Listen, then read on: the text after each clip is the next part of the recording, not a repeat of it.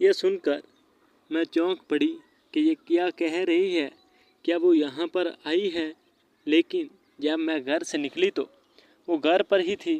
مجھے کچھ سمجھ نہیں آیا کہ وہ کیا کہہ رہی گئی۔ یہ تھوڑی دیر بعد وہ ایک لڑکی کے ہمراہ انداز داخل ہوئی اور کہنے لگی کہ یہ عاصم کی بیوی اور میری بیٹی۔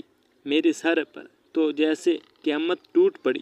میرے سامنے بالکل اجنبی سی لڑکی کھڑی تھی جو خود کو عاصم کی بیوی کہہ رہی تھی۔ تو وہ جو لڑکی میری دیرانی بن کر اس وقت میرے گھر میں موجود تھے، پھر وہ کون تھی؟ میرا سر چکرانے لگا۔ میں گرنے ہی لگی تھی کہ اس سے لڑکی نے جدائی سے آنکھیں بڑھ کر مجھے سہارا دیا اور پانی پلایا۔ اس کے بعد میں وہاں پر زیادہ دیر رک نہیں پائی۔ مجھے سمجھ آ گیا تھا کہ ضرور کوئی بہت بڑی سازش ہمارے گھر میں ہو رہی ہے۔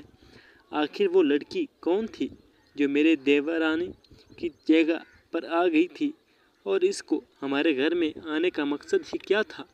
جانے میری ساس کو بھی اس کی حقیقت تو معلوم تھی یا نہیں، لیکن پھر میں نے سوچا کہ میں تو عاصم کے جنازے پر نہیں تھی، لیکن یہ تو موجود نہ ہونے دیتا کہ عاصم کی بیوی کون ہے، تو میں ایسے کیسے یہ انجام لڑکی کو اپنی بہو بنا کر گھر میں لا سکتی ہے؟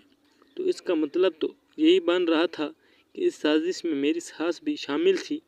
بالکل ساری سازش اس کی تھی۔ وہیں کسی اور لڑکی کو بہو اور اپنے بیٹے عاصم کو بیوی بنا کر گھر میں لے آئی۔ لیکن آخر ان کو یہ سب کرنے کے لیے کیا ملتا تھا؟ انہوں نے ایسا کیوں کیا؟ وہ چاہتی تھی اسے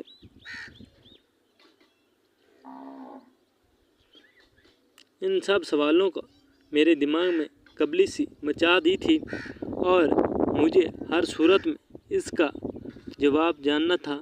میں گھر پر آئی تو وہ میری ساس کے ساتھ بیٹھی ہنس کر باتیں کر رہی تھی۔ اس سے پہلے تو میں نے اسے کبھی نہیں دیکھا تھا کہ وہ ساس کے پاس بیٹھی ہو۔ مجھے دیکھ کر وہ دونوں ایک دم سے چپ ہو گئیں۔ میں اپنے دیوران کو گھر لے آئی تو میری نظر سے وہ گھبرا کر اٹھ کھڑی ہوئی اور اندر چلی گئی۔ اب تھوڑی تھوڑی سمجھ آ رہی تھی کہ ضرور میری ساس اپنے بیٹے کی زندگی میں لانے کے لیے ہی اسے گھر میں آئی ہوگی، اور میں نے اپنے شوہر کو بھی تو اس کے ساتھ ریسٹورنٹ میں دیکھا تھا۔ تو کیا میرا شوہر بھی اپنی ماں کے ساتھ اس سازش میں شریک تھا؟ لیکن آخر وہ دوسری شادی کرنا ہی کیوں چاہ رہا تھا؟